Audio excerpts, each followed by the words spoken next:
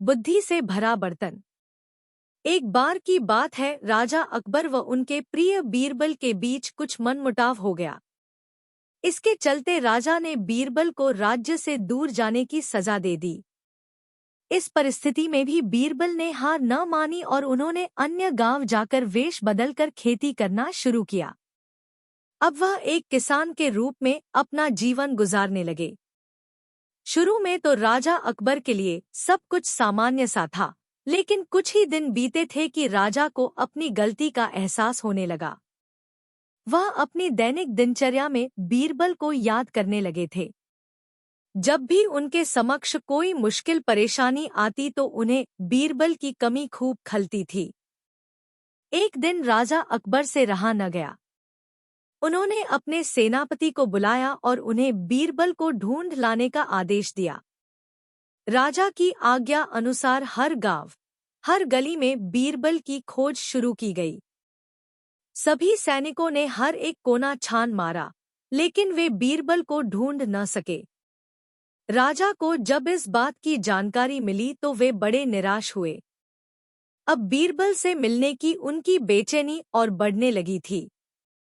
अचानक राजा के मन में एक उपाय आया। उन्होंने आदेश दिया कि सभी गांव के मुखिया को संदेश भेजा जाए कि उन सभी को एक बर्तन के अंदर बुद्धि डालकर राजा को भेजना होगा। जो भी इस आदेश को पूरा नहीं करेगा, उसे इसके बदले एक बर्तन में हीरे जवाहरात भरकर राजा को भेजना पड़ेगा। सभी गांववासी राजा के इस अजीबोगरीब आदेश को सुनकर परेशान थे। सभी यह सोचकर हैरान थे कि बुद्धि को किस तरह एक बर्तन में भरा जाए। बुद्धि तो सभी के पास उपलब्ध थी, लेकिन उसे किस तरह एक बर्तन में डालना है, यह सोचकर सभी परेशानी में थे। ऐसा न कर पाने की अवस्था में उन्हें उसी बर्तन को कीमती हीरे जवाहरों से भरना था, जो कि इससे भी बड़ी समस्या थी। वहीं जिस गांव में बीरबल एक सामान्य किसान का वेश बनाकर रह रहे थे, वहां भी राजा का यह आदेश चर्चा का विषय बना हुआ था।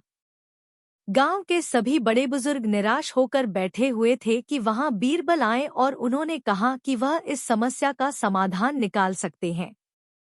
पहले तो किसी को भी इस बात का यकीन नहीं हुआ, लेकिन उनके पास बीरबल पर विश्वास करने के अलावा और कोई रास्ता नहीं था।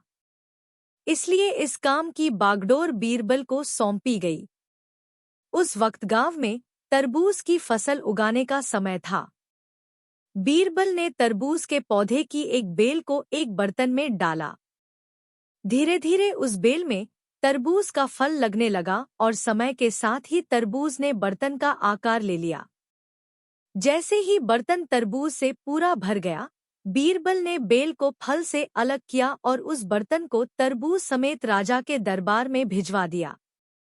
साथ में यह संदेश भी भेज कि उस बर्तन के अंदर बुद्धि भरी है और राजा को बर्तन को बिना तोड़े ही बुद्धि को निकालना होगा। जैसे ही राजा ने तरबूज से भरा हुआ बर्तन देखा व उसे निकालने की शर्त सुनी तो उन्हें यकीन हो गया कि ऐसा विचार केवल बीरबल का ही हो सकता है।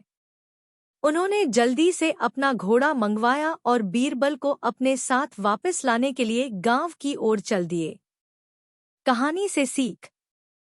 इस कहानी से हमें यह शिक्षा मिलती है कि हर मुश्किल सवाल का कोई न कोई जवाब जरूर होता है। हमें केवल थोड़ा हटकर सोचने की जरूरत होती है।